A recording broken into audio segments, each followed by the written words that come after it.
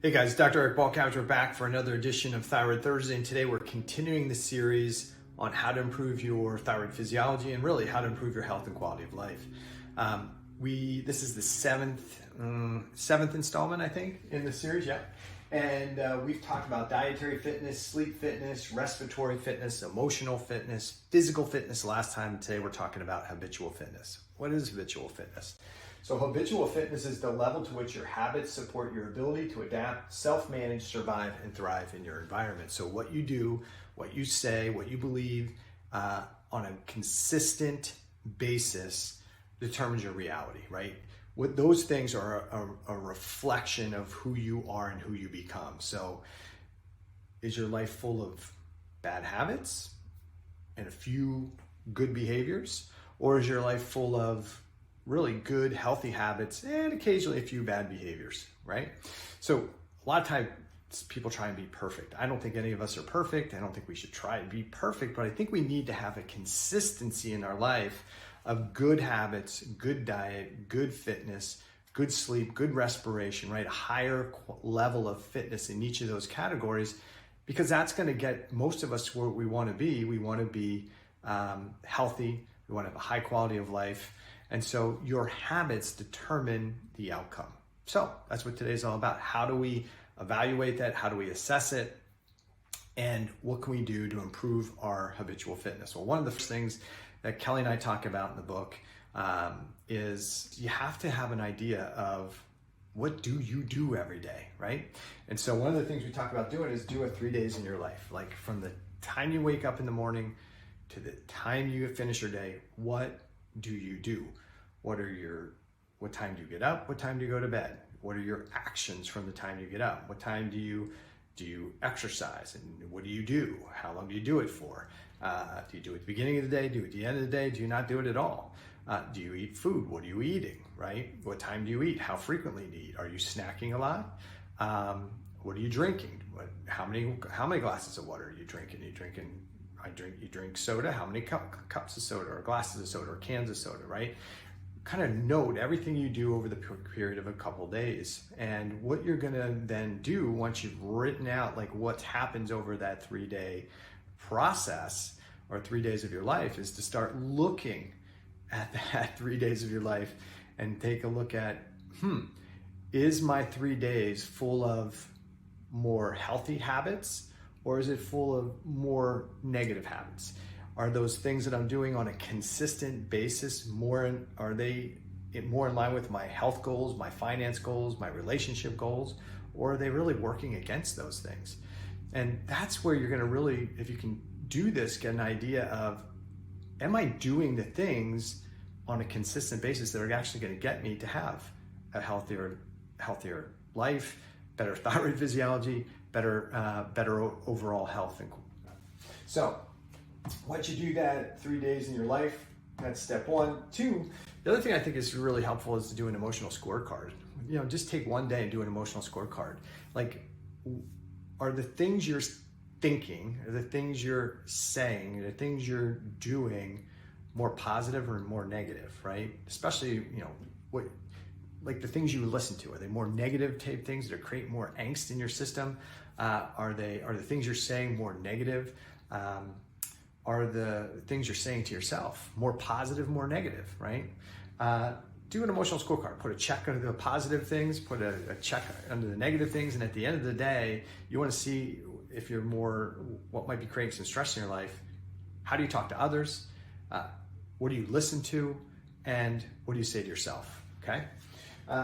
Third thing is, once you have done the 3 days in your life, maybe you've done this emotional scorecard, I think one of the most important things for all of us to do is be the driver of our life, not the passenger. And I think it's so easy to become the passenger, right? We get caught up watching YouTube videos and social media, and we don't really work on us, right? We're too busy watching what everybody else is doing.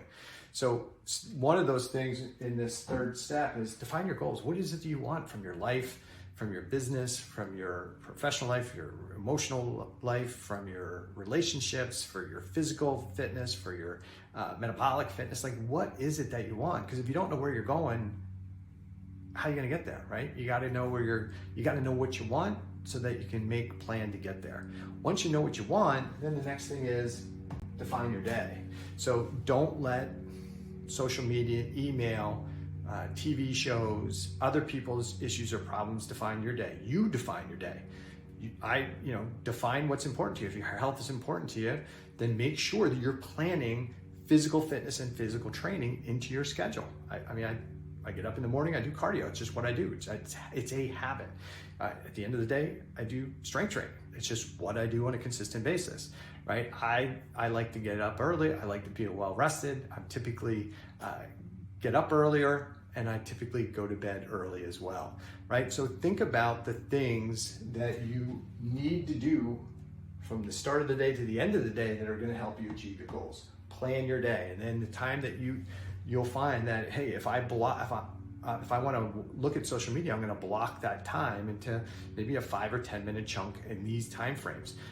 When it comes to email, we're all bombarded by email. Block the time that you look at email. Maybe you only look at it 2 days a week. It's one of the things I like to do is just look at social media or email once a day, or I have specific days that I actually do all the answering. So once a day, I'll prune all the emails out that are junk, leave the good ones, and then twice a week, I'll really hit all the emails that I need to deal with, but I don't do them on a consistent basis through the week.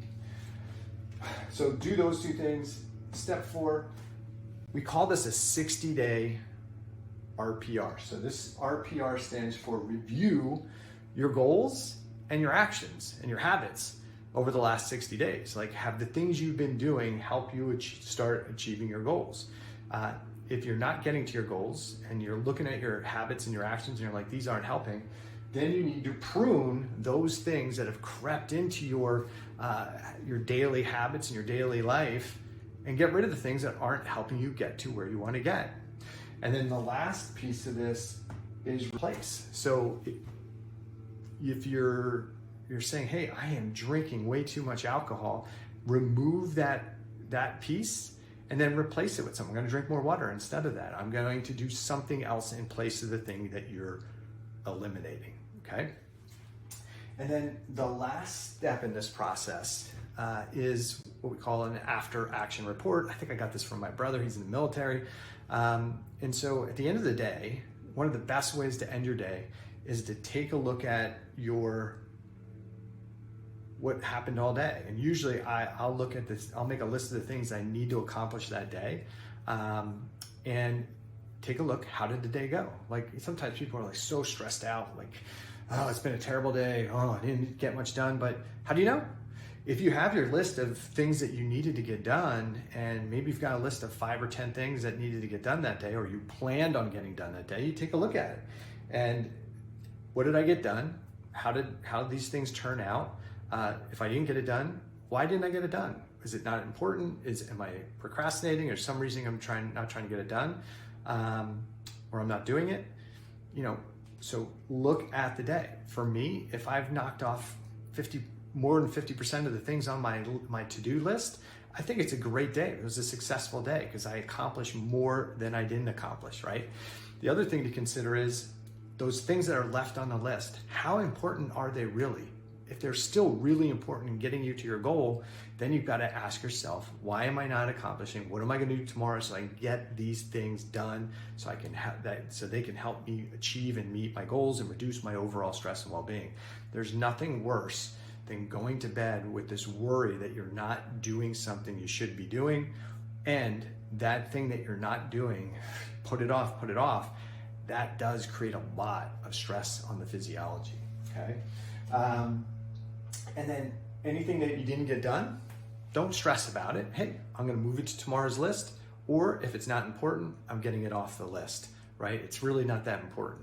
So if you do these things, those things should help improve your habitual fitness, and all of these things in greater detail can be read in the book that I wrote with Dr. Kelly Halderman, The Thyroid Debacle, which is now available on Amazon, Barnes & Noble. So if you get the book, you'll find all this stuff and all the other stuff I've been talking about in this series. And by the way, if you do get to pick up a copy of the book and read the book, make sure to give us a review on Amazon and Barnes & Noble. All right? Take care, everybody. Hope this helps. Stay tuned for more episodes.